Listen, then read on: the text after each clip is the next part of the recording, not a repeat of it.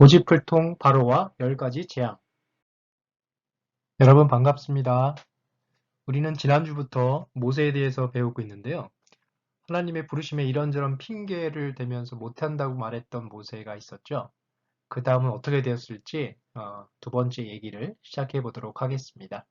먼저 출애굽기 7장 1절로 6절 말씀 한번 볼게요. 여호와께서 모세에게 이르시되 볼지어다 내가 너를 바로에게 신같이 되게 하였은즉 네 형 아론은 네 대언자가 되리니 내가 네게 명한 바를 너는 네 형 아론에게 말하고 그는 바로에게 말하여 그에게 이스라엘 자손을 그 땅에서 내보내게 할지니라.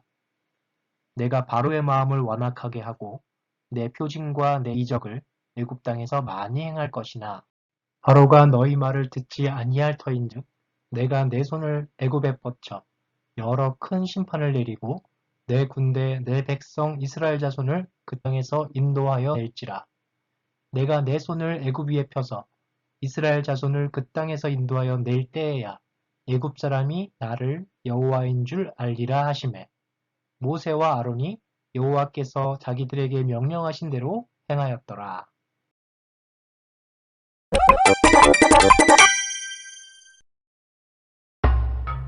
나는 하나님의 명령에 따라 40년 만에 다시 이집트로 돌아왔고 말이 서툰 나를 위해 하나님께서는 내 형 아론을 준비시켜 주셨어. 우리 백성을 풀어주시오. 싫은데? 내가 왜? 이건 하나님의 명령이요. 우리가 광야에서 예배할 수 있도록 우릴 놓아주시오. 안 돼! 이놈들이 게을러져 쉬려고 신을 핑계대는구나. 더 힘든 일을 시켜라!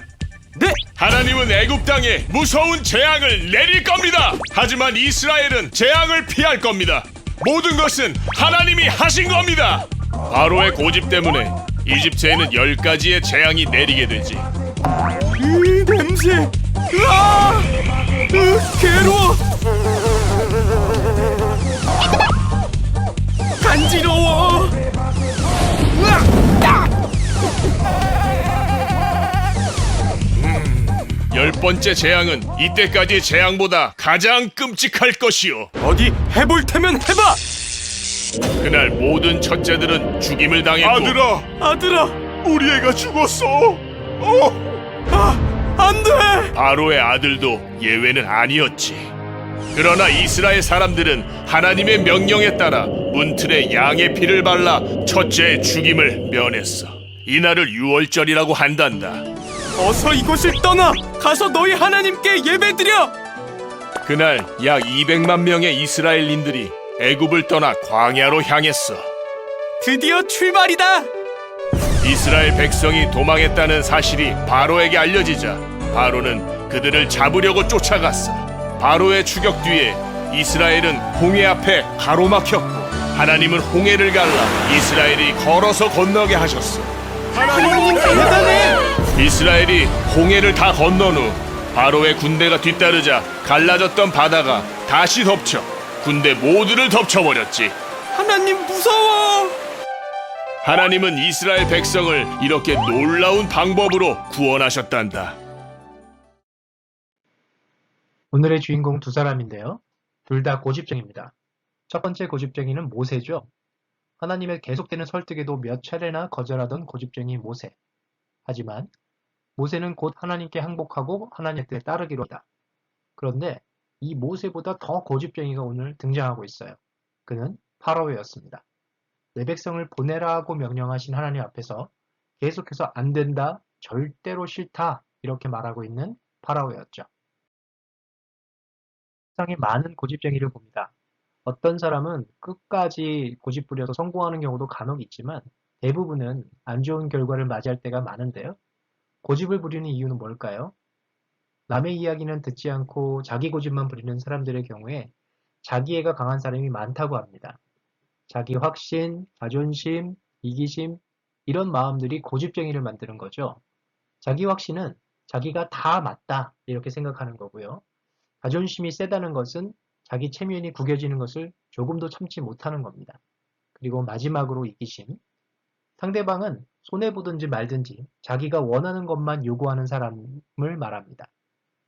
오늘 우리는 이집트의 왕 파라오를 만나게 되는데 정말이지 완전 고집쟁이였죠. 온 이집트가 망하게 되도록 자기 자존심을 굽히지 않았던 바로 왕. 성경은 바로의 마음이 굳어져서 하나님의 말씀을 들을 수 없었다고 고백하고 있는데요. 오늘은 어떤 일이 일어나서 이 바로가 마지막에 자기 고집을 꺾고 이스라엘 백성들을 보내게 되었는지 함께 생각해 보려고 합니다. 왕을 만나 하나님의 명령을 전했습니다. 내 백성을 보내서 나를 예배하게 해라. 하지만 바로는 고집쟁이답게 딱 잘라 거절했죠. 그러자 모세를 통해 하나님은 10가지 재앙으로 이집트를 치게 됩니다. 첫 번째 재앙인 나일강이 피로 변하게 되는 재앙이었는데요. 애굽 사람들은 나일강을 생명의 근원으로 여기고 그렇게 경배하고 있었죠. 여러 신들이 나일강과 관련돼서 존재하고 있었고요. 그런데 하나님의 재앙이 나일강 자체를 향해서 내려진 겁니다. 나일강을 피로 변하게 하고 물고기들을 죽게 함으로써 모세는 애굽의 신들을 부끄럽게 하고 오직 하나님만이 생명의 주관자이심을 보여주었죠. 두 번째 재앙은 엄청난 숫자의 개구리 재앙이었습니다. 이것은 풍요로운 곡식과 다산의 상징인 애굽의 여신을 공격하는 것이었는데요. 그 여신은 보통 개구리 머리를 가진 여성으로 묘사되고 있었기 때문에 개구리는 애굽 사람들에게 신성한 것이었는데요. 애굽의 여신들은 개구리가 나타나 온 땅을 뒤덮고 죽어서 사방에 시체더미가 되어 썩어가는 것을 막아낼 힘이 없었죠. 세 번째 재앙인 땅의 먼지가 이로 변한 재앙은 땅의 모든 신들에게 임한 재앙이었고요. 네 번째 재앙은 고통스럽게 짝이 없는 재앙이었죠. 파리떼가 나타나 온 땅을 덮은 재앙이었습니다. 다섯 번째 재앙은 악질이었는데요. 생축, 즉 가축들이 이 병에 걸려서 죽게 된 거죠. 이집트는 황소를 또 신으로 섬기고 있었는데 그 신은 암소임에도 머리에 뿔을 가지고 있는 그런 신도 있었습니다. 황소와 관련된 수많은 신들이 이 악질 앞에 맥을 주지 못했던 겁니다. 여섯 번째는 독종 재앙이었는데요. 이집트에 가득했던 마술과 치료의 신들을 무기력하게 했습니다. 애굽왕 바로까지 독종에 걸려서 괴로워했지만 애굽의 여러 술객과 마술사들은 독종으로부터 이집트를 구해낼 수가 없었습니다.